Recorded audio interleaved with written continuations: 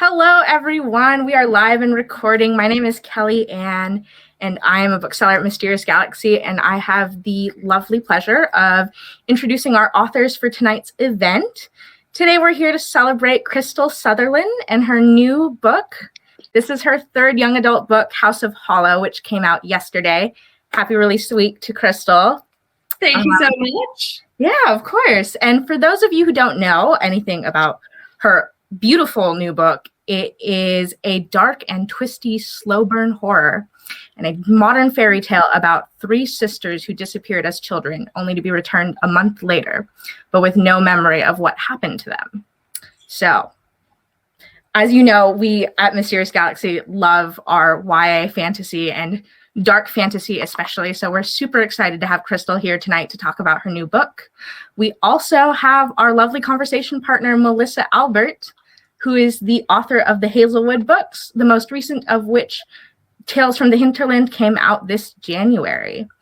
And before I pass it off to Melissa and Krystal to get our event rolling, I just want to go over all the Crowdcast features for any of our audience members who haven't seen an event with us. On the right-hand side, I see you guys have already found it, but we have our lovely chat section where you can type lovely messages to each other and our authors. Below our video, you'll see a green button that says buy books with signed personalized book plates, which will take you to Mysterious Galaxy to purchase House of Hollow. And let me tell you, the book plates for this book are beautiful. So you definitely want to get yourself a copy if you haven't already. And most importantly, below that button, there's the Ask a Question button, which if you click it, you can do just that. Ask our authors any question that you want. And we highly encourage you guys to do that because that is the loveliest part about virtual events is that authors are kind of at your mercy. So with that, I'm going to say have a lovely event and pass it off to Melissa and Krystal. Have a good night, everyone. Thank you so much. Thank you. Hello, Krystal. Happy release week. So much. It's been a long time coming, this one, but I'm really excited. I am so excited about this book. And I'm frozen. Can anyone hear me or see me? I can hear you. Okay. Yeah. Am I back? You're back. I'm back. Okay. Yes, so this is one of my most anticipated releases of the year. It is a book full of everything I love in books, and you know I'm a contemporary fantasy fan. So I would just love you to give us a little pitch of the book for those who haven't already been completely sucked in by the cover and spit out at the other end. For sure. So House of Hollow, beautiful cover, is the story of three sisters, the Hollow sisters, who, when they were children, they disappeared for a month off a street in Scotland on New Year's Eve. They kind of just vanished into thin air and then reappeared a month later as quickly as they had disappeared, with no memory of where they had been or what had happened to them. But they came back slightly different. So their hair had changed color, their eyes had changed color, and they each had a small hook-shaped scar at the base of their throats. And then the story begins when we flash forward 10 years later, and Iris, the youngest sister, is our protagonist. And she's just trying to kind of finish high school and live a normal life, which is something that's quite difficult to do in the shadow of her two older sisters, who are these wild, glamorous, famous women. So Gray, the eldest sister, is a fashion designer and a model, and Vivi, the middle sister, is this kind of underground punk star playing in ruin bars of Budapest. And weird things are kind of just drawn to this family. And then everything kind of kicks off when the eldest sister, Gray, goes missing for a second time. And Iris has to team up with her sister, Vivi, to follow the breadcrumbs that Gray has left behind and figure out what happened to them when they were children so they can find and save Gray in the present. And this book it's so visual. It has like these rich images that I just can't shake. And I'm curious whether for you whether you're a visual writer and whether there are images from that book that kind of sparked for you as you were writing it that capture the feeling of what you were trying to do. Yeah, I mean, I think about the inspiration for this book, or like the moment, the like kernel that I knew that I wanted to write this story, and it was very visual for me. And it's very rare as well, I think, to remember the exact moment that you got inspiration. Like for my other books, it's kind of, they just built up over time until I had something that felt like an idea that I could build into something bigger. But with this one, it all began with the doors. So there are these kind of broken doors that we talk about throughout the book that are kind of essential to the plot. And I actually discovered these doors in Sri Lanka when I was there with my partner. His family is from there. And we were in the ancient capital, Anuradhapura, and just kind of wandering around the forest. And there were all these ruins just kind of growing up out of the grass and out of the trees. And so most of the building had fallen away. And all that's left is these doorways, these stone doorways. And you can just see them off in the distance between trees. And they just, to me, they felt like almost like fairy circles, you know, the mushrooms that grow in a ring and you're not supposed to step inside them.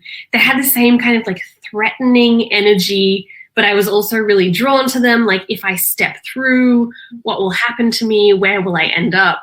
Will it be something?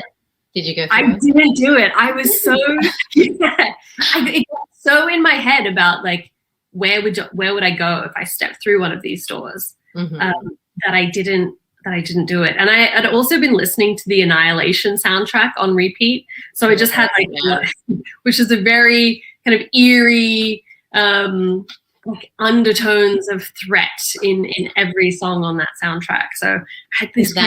Is that your writing vibe? Do you like write to soundtracks?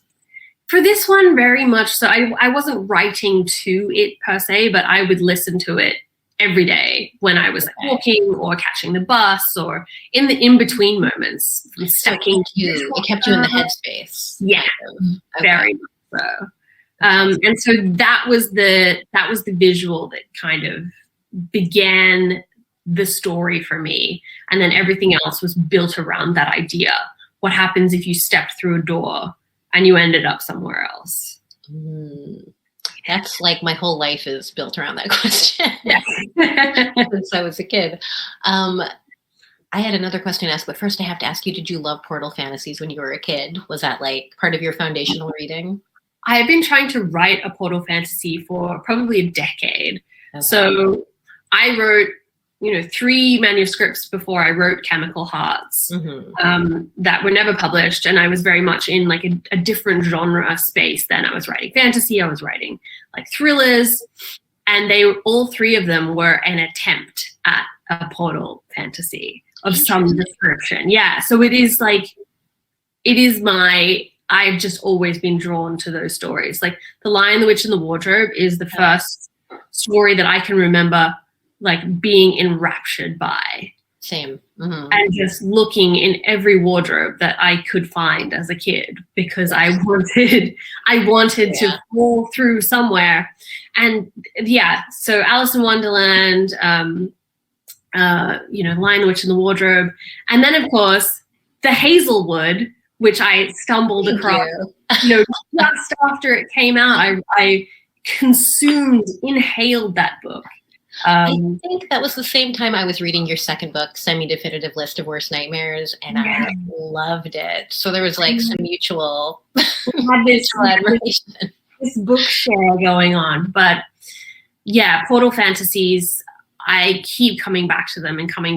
I just love them. I feel they're like part of my DNA. And I finally felt like I had the tools as a writer to do a portal fantasy justice. And that's kind of why I turned my attention kind of away from contemporary, a little bit more towards the contemporary fantasy horror. Can I ask if you've ever experienced in your own life the uncanny in some way? Like, I don't know if you're a person who believes in hauntings or believes in like echoes or resonances in that way, but is that ever something that you've experienced? So something happened to me when I was a teenager that I still cannot explain. And I'm not sure if it was like a ghost or a spirit or a hallucination or ball lightning, but I saw something when I was a teenager, and not like a little kid or anything. I would have been 14 or 15, and I was going to sleep, and I was like in my bed, and there was a storm outside. There was this huge thunderstorm that was kind of rolling through, and I was just like under my blankets, just normal night, and all of a sudden there was like a ball of energy inside my bedroom. In your bedroom. In my bedroom. And I was just like, I mean, it may have been like a night terror. Maybe I had sleep paralysis or something. I don't know. But it was there. It was inside. And I freaked out and kind of like ran to my parents' room and was like, I just saw something I can't explain. I don't know what it is. And then I kept, I researched the next day. I was like, maybe it was ball lightning. And I still have no answer whether it was uncanny or whether it was a natural phenomenon. But there was this like ball of energy inside my room. Wow. So I love when you ask that question. I feel like everyone's like, something has happened. Like there's always something. There's always something. There's always something. So, and I think we kind of we tune out of it a little bit as we get older. But I felt very in touch with that as I was growing up. Like, I always felt like in tune with that side of the world. And it was very threatening, actually. Like, I was very convinced that like magic and demons were real when I was a kid. Like boogeymen and bad things under the bed, which meant I couldn't sleep with the light off until I was like 21. But so now you can wait and control it. Now I just tune it all out. But yeah, very much was a big part of my childhood. And now I love the first line of this book, which would you like to read it or should I? It's just one line. I'm going to have a sip of water. So I'm going to go for it. So it's just a great, concise first line. I was 10 years old the first time I realized I was strange. So I love that line, and it made me go back to look at your other two books, which I love, and they both have fantastic first lines and just really incredible immersive first scenes. So I'm curious, as a writer, is that something you focus heavily on, and what do you think the work of like a great first scene has to do? So I am terrible at writing the beginnings of books because I love to just get into the action. For me, that is what draws me into a story, is that kind of inciting incident where everything kicks off. And so in this story, it's kind of like Gray goes missing again. And that's where I began my first draft was, she's already gone. And these sisters are trying to like piece together the clues of what happened to her. And then, without fail, my brilliant editors and agents come along and they're like, you must write a beginning to your stories. You can't just jump straight in, because so much important character development is done in the before time when you see these characters without the strangeness swelling around them. What are their lives like before the adventure begins? What are they sacrificing when they go on this adventure? What are they hoping to get back to? What are they hoping to change? But for me, I struggle with that kind of first third probably of a book. Okay. And that's something I have to go back to after I get through the meat at the end to kind of chisel out and find a way into the story. So that first scene with, Iris realizes she's strange because a woman crawls through her bedroom window at night and cuts off a lock of her hair and eats it. So that scene was actually much later in the book, and Iris was kind of having a flashback. And I really just loved that imagery. And so I thought, why don't I put that right at the very beginning, and then people know exactly what they're getting when they read this book. It's going to be weird.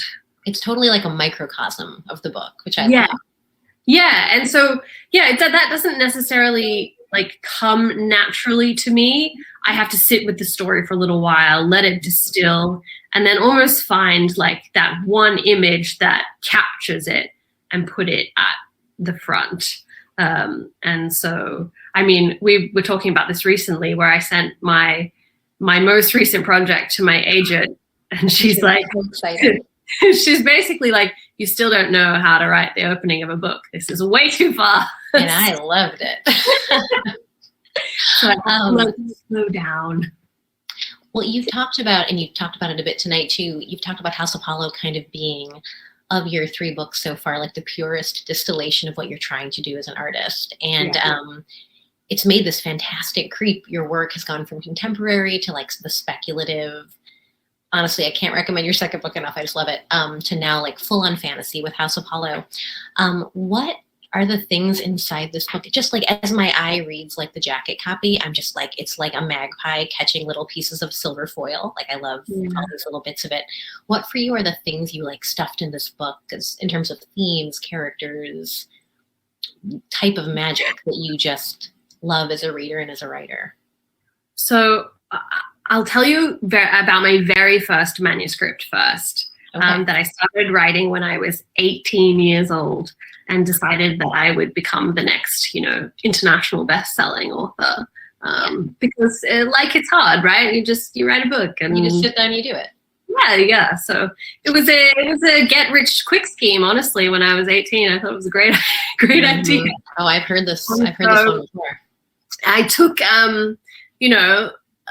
vampires are popular and angels are popular and elves are popular, magicians are popular and sci-fi is popular, spaceships are popular.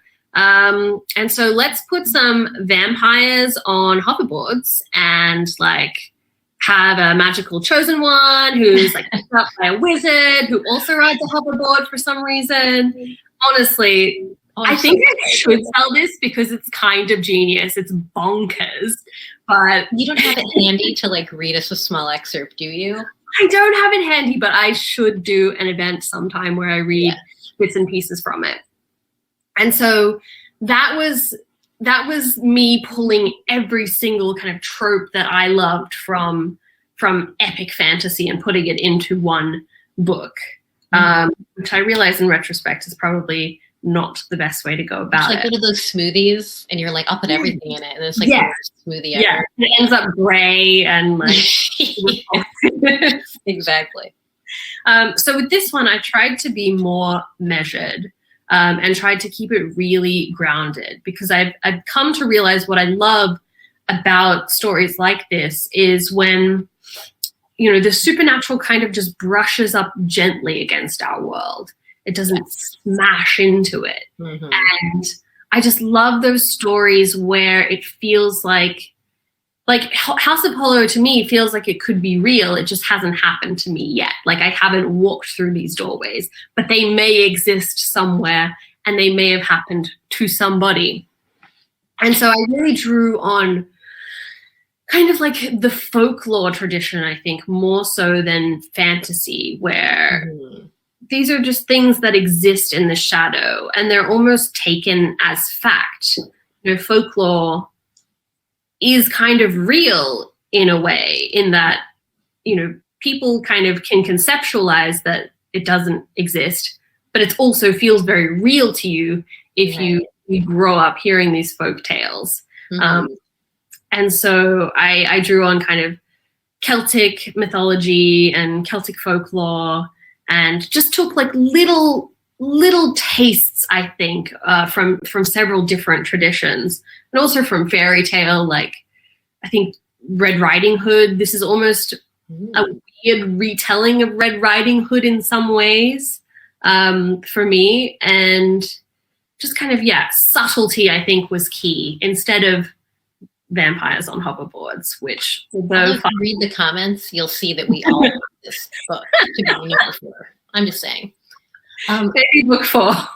Did you have, as a young person, are there tales that haunt you still, like folk tales, horror stories, just like I know all of us can name like the scariest story we ever read when we were a kid. What really haunted and scared you as a kid? I was really scared. I'll tell you about some Australian folklore, actually, which you may not be familiar with. Have you heard of Min Min lights, perchance? No, I'm going to write that down. Min Min lights? Min Min, yeah, M-I-N. So this terrified me when I was a child. And I guess they're kind of like will-o'-the-wisps or fairies in a way, but they're lights that appear to travelers in the Australian outback. Mm-hmm. And they're very mischievous, and they kind of like, many people have reported seeing these lights kind of flashing up on one side of their car and then moving over to the other side of their car, and they like circle around cars and almost like harass cars when they're deep in the Australian outback. So there's no towns around, there's no one to like call and come and save you. And they have a tendency to lead people astray. So, off of cliffs or into ditches and that kind of thing. Maybe just because you're paying attention to something you shouldn't be instead of the road. And the reason it kind of shook me so much as a child is that my grandfather claimed that he had seen them, and he was a very no-nonsense guy. He was like, he was a homicide detective, and he was like very like no airy-fairy stuff. But he had seen these lights and had been so shaken by them, and like would be like very traumatized when he would retell this story. Was he a young man when it happened? Sorry? Was he a young man when this happened to him? I think he was like a middle-aged guy when this had happened to him. Okay. But like a pretty hardened detective when this happened to him. Like he was in his patrol car, police car or whatever, driving from, I think it was Mount Isa back to Townsville where I grew up. And he had been harassed by these Min lights, whatever they are. Wow. So, and then I think about this like ball of energy that appeared in my bedroom, maybe a Min light, who knows? It's like the family line in Semi-Definitive List of Worst Nightmares being haunted by phobias. Yes. You're haunted by like vicious lights. Exactly. I'm just saying. Yeah. Oh, that's so fascinating. So House Apollo is something that you have been providing lots of wonderful content on your social media feed about, because the aesthetics are so fantastic, and you've been showing a lot of fashion images, which I love to see. What do you think are in this book's kind of pop cultural DNA, like in terms of designers, like visual art, books, music? What would be like your hit list for? Yeah, I had a very kind of strong list of ingredients that went into this book when I first started writing it, and they all kind of hit me at the same time. So I'd just been to New York, and I think we had just met for the first time, actually. Maybe. Okay. Yeah. And it was like, and then we were flying to Sri Lanka after that. So, and that was when I saw The Doors. And I was also looking for like my new project. So I was very open to inspiration, if you will. And then when I was in New York, I saw Annihilation at a cinema in Brooklyn, which is the Natalie Portman movie where, they go into this kind of strange alien landscape that has appeared on Earth. And things are beautiful, but broken and changing. So there are corpses with like flowers growing out of them, and all of these like gene mutated animals with flowers growing out of them, basically just flowers growing out of everything, but it somehow still manages to be a horror movie.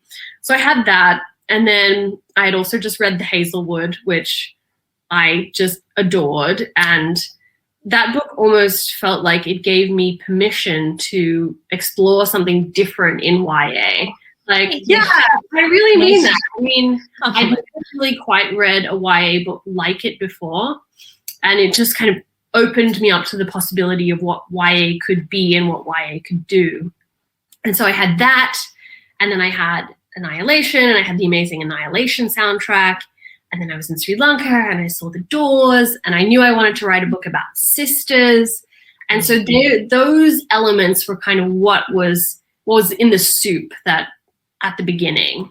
Mm-hmm. And then it was really fun along the way to draw in more of the designers and the aesthetics. So definitely Alexander McQueen was a big influence in terms of the design. And I also had so much fun kind of moving through all of these apartments, these labyrinthine apartments and houses that we spend time in the book. So I spent a lot of time kind of, I'd look at listings of flats for sale in London and decide which ones were exactly right for the characters. And then, so cool. Yeah, back in the before times as well, when there were things like shops that were open, would go into, I think it was in San Francisco, there was this amazing like emporium of like weird witchy stuff, things in jars, incense, crystals, skulls, that kind of thing. And I would go in there and just kind of take notes on my phone of things that I wanted to be in the characters' rooms or houses, or for them to find along the way. You really you tend to find little pieces of inspiration and information along the way as you go. But those were the big ones for me, for sure. Can you describe your teen self? Are you willing to go there? Yeah, sure. Very angsty. I was very angsty and angry teenager. I am much less so now. But I posted a picture on Instagram recently of me doing a photo shoot in my backyard when I was 16, like one with the trees, with like twigs in my hair and my fairy makeup on. I was very like, I was an artist, I was a tortured artist, very much so. Now less tortured. And but still an artist. Still an artist. A happier artist now. So I know that a lot of people have discovered your work through Our Chemical Hearts and then through the movie Chemical Hearts. And I know that you got to come to New York and see some of the filming being done. I'm curious if you can share a little bit with us about the most surreal bit of watching the page to screen process happen. Yeah, so it was something that happened very slowly at first, and then suddenly all at once. So we were in pre-production and that whole phase of like writing and finding a director and finding a star for probably 3.5 years, I think it was, maybe even 4 years by the time we had started filming, because I sold the movie rights, or optioned the movie rights, before the book had come out. And so it was very slow and didn't really feel like it had traction or would really happen, because so many books are optioned and then never actually, make it to the screen. And you kind of just go in with that expectation. And then things happened so quickly. Things changed like overnight when we had Lily Reinhardt attached to it, basically. And she came in and she had a 6-week window in which she could do the filming in her entire year. She had no other space because she was filming Riverdale and she was filming Hustlers. And that was the only time that she could do it. And she had read the book and liked the book. And so we were like, we need to do this now or never. And so we took it to Amazon, and they were on board immediately. And basically like 6 weeks after that meeting, I think, is when filming started. And I know, they had started filming and I hadn't even finished signing the contracts for which is like, what happened if I didn't just decided not to sign? I don't know. Right. Yeah. And so that was it was kind of hard to wrap my head around in a way, going from this thing that's probably not going to happen to, wow, actually this thing is happening. I thought I would have more time to process that. And then, of course, being on set was just the most dreamlike experience, because you go there, and for me at least, this was a story that I'd written very much on my own. It's a solitary pursuit, and I had been a student at the time, like at my little student share house, at the kitchen table, in the mornings before class and in the evenings before I went to bed, like chipping away at this story. And then suddenly you show up on set and there are 100 people to tell the same story. And there are, guys who their entire job is just to put greenery around the set. And there's a guy, like we had 3 people there for the fish alone. That's the one night. That's an important scene. there's a big scene with fish in it. And so we had people from American Humane Society to make sure the fish were treated properly. We had the aquarium representative who had like bought the fish. And then we had a fish wrangler. So a guy in a wetsuit in the pond with the fish, like mushing the fish into shot. I was like, wow, gig. I don't know. It's so much easier to write a book than it is to make a movie because you can just tell the fish where to go and they can't complain with you. So yeah, I really had felt like I was in the Matrix and someone was going to pull the plug at any moment. It was very surreal. So we're almost out of time because we're going to kick it over to a Q&A in a minute. So I just want to do two more things. One is to ask you about your next book, if you're willing to talk about it. And then if we have time, I want to do a lightning round. But let's start with talking about your next book. Yeah, I guess I'll give a very brief pitch because it's very early days for this one. And I'm still, as I said before, finding my way into the story. But basically, it's also going to be set in London like House of Hollow. It's also going to have this kind of supernatural element where it presses up against our world. And it is essentially about these three teenage girls, kind of very lonely girls from very different backgrounds, but all three of them have a link to the occult. And then there's this series of murders in London, which also have like occult links. And our three lonely heroes kind of team up to try and figure out who is killing these women in London and if they can stop it from happening. So I'm working on that at the moment, and I am thoroughly enjoying being in that world. All right, we're going to do a really quick lightning round before I open it up to questions. So I'm going to ask your questions because that's about to begin. But first, favorite book-to-screen adaptation that is not Chemical Hearts? Oh, okay. Let's see. Book-to-screen. Of course, my mind is just going completely blank. I love. Okay, this is a cheesy answer, but I love Fight Club. I think that's a great book-to-screen adaptation. I mean, it's very stylish. Yeah, and I think that's one of the rare occasions, like the author has come out and said the movie is better than the book. Like, really? Yeah, he actually came out and said that. So yeah, that's a good one. Fictional land you'd most want to vacation in?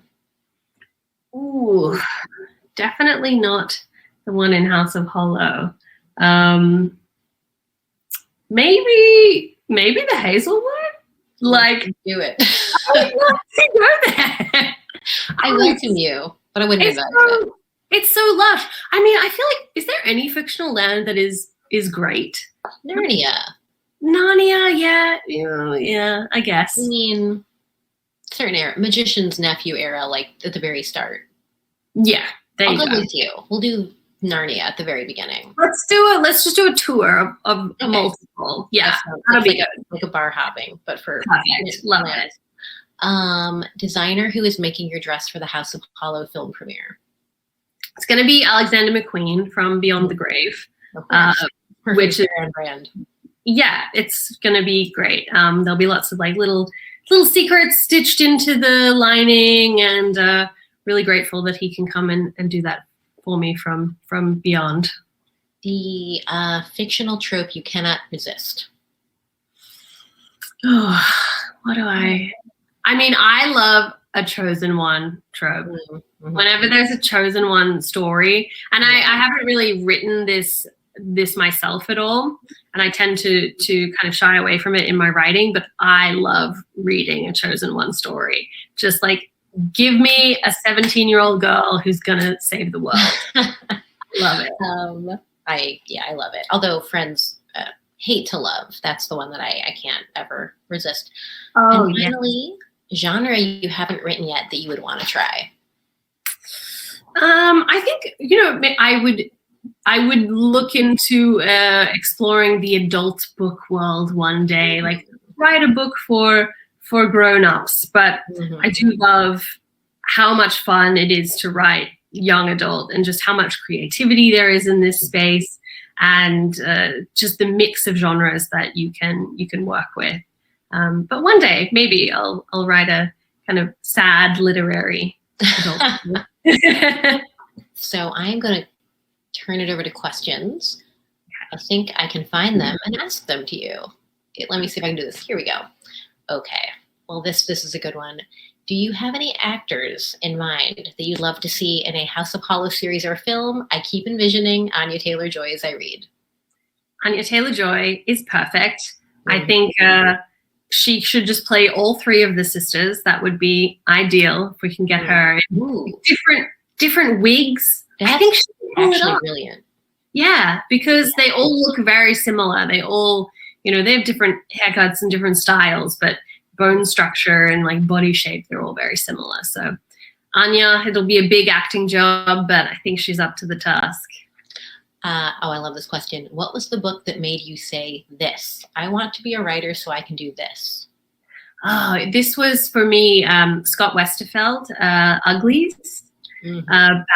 Back when I was a teenager, that was the book for me where I was just like, yes, this is what I want to do. And he was the first author where, I followed his blog and kind of just like got to see the author lifestyle. It looked so cool. Book launches. I loved it. And then this crazy thing happened when my first book came out, when Chemical Hearts came out. Actually, it was over in New York for my very first book launch. And it was a joint book launch with Scott Westerfeld, who also had a book coming out that week. And so I was just, I couldn't really speak during this event because I was just fangirling so hard. Like 16-year-old me was just like, oh my God, this is unbelievable. Yeah. I did my first book event I ever did was with Holly Black. And when I met her, I was eating a cookie, and the cookie just expelled itself from my body with nerves. So the first thing I did when I met her was a cookie flew out of my mouth. Okay. That's not important, though. The relationship of the sisters is very important. Why was it pivotal to focus on their dynamic when writing this book? Yeah, I mean, this is essentially, I think, a family drama at its heart. It's like about a family tragedy, and it had to be built on the backbone of these sisters' relationship with each other. And also, I'm one of three girls, and I wanted to write a sister book. I'm the eldest, but, it's written from the perspective of the youngest. And I just loved exploring this kind of intense, intoxicating relationship that you have with these women who grow up in the same household as you and have the same experiences as you, and will never, like, no one else will ever see the world the same way as you do, as those people. You have this kind of bond through that. And so when it came time to writing their relationships, I actually drew a lot of inspiration from my own experiences with my sisters. So there's a scene where Iris talks about how she couldn't sleep when she was young unless both of her sisters were on either side of her and she could feel their pulses. And that was me when I was growing up. Like, I was so scared of the dark, and I was the eldest, so I should have been the protector, but I was actually the scaredy cat. And so my sisters would come into my bed with me, and I would have one of them on either side and kind of like just be able to touch them. I didn't need to hold their hands or anything, but if I could just feel like their wrists and feel that they were there, that was enough for me. And so that was the essence of it. That's what I wanted to capture in their relationship, this kind of intense bond. Yeah. What authors and fairy tales inspired you to become an author? So yeah, Scott Westerfeld was a big inspiration when I was a teenager. But the stories that really made me love books were the kind of Chronicles of Narnia and Alice in Wonderland, and Harry Potter was a big one as well when I was a kid. Just those ones that I could really sink into, and there was this whole other world expanding in front of me. And I didn't really realize, I think, until I was a teenager, that was an option, like that you could be an author. It felt like this like holy, sacred craft that these amazing people did that was not something that I could do. Yeah. And then on my last day of high school, actually, my English teacher kind of asked me, like, what are you planning to do with your life? It's like, I shall be an actress. Was planning on becoming a big Oscar-winning actress, but didn't pan out for me. And she basically just said, I think you should write. And that, for me, kind of opened that doorway, even just in my brain, like, oh, that's an option for me. Wow. And so I took all of these authors that I loved and kind of tried to figure out how they did what they did when I started writing my first very bad book. But did you ever reach back to this teacher? I should. I think she's still teaching at my old high school, but I will have to get in touch next time I'm able to get back home. Right. Yeah. What are your thoughts about hopping the genre divide? And do you think you'll ever go back to contemporary?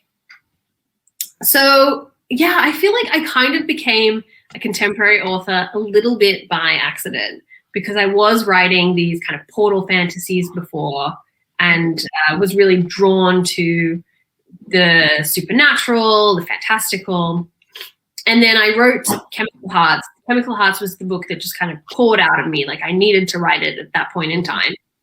And I'm so grateful for it being published and, it becoming a movie, and I'm really proud of it.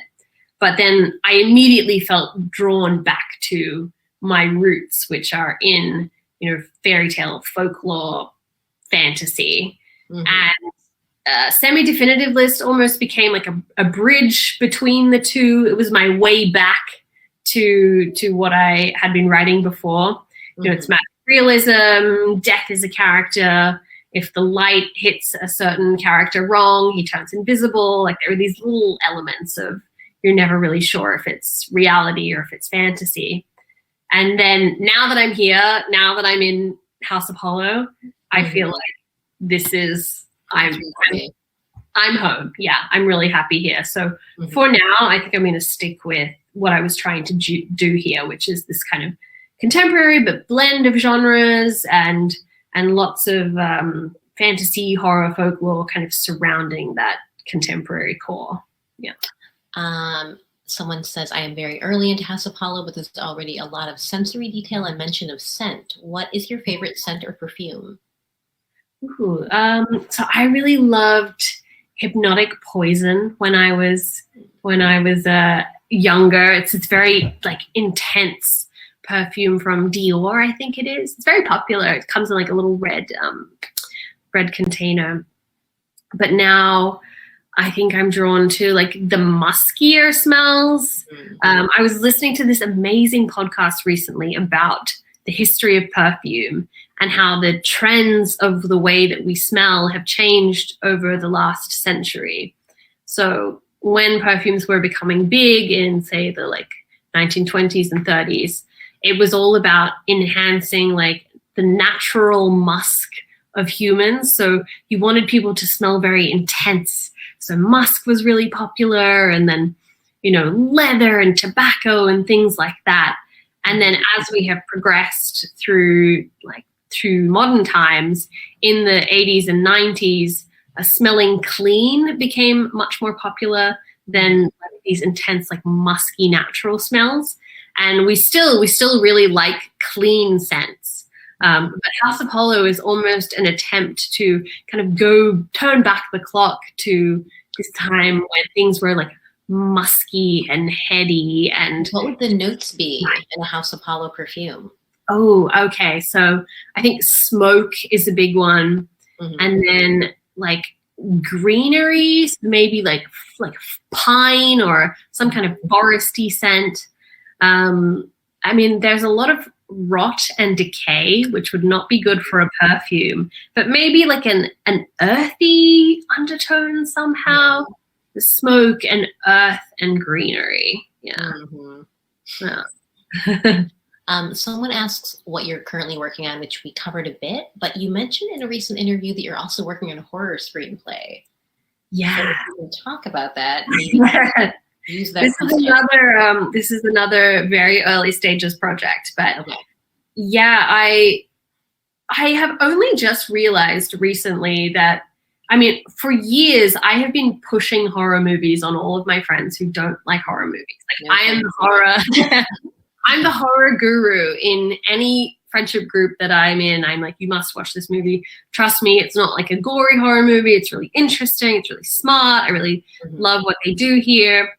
And then I've seen so many brilliant stories over the last few years that I love, like Midsummer and Annihilation and The Babadook and It Follows and The Descent. And they're all these amazing, like, female-driven horror, like psychological horror movies.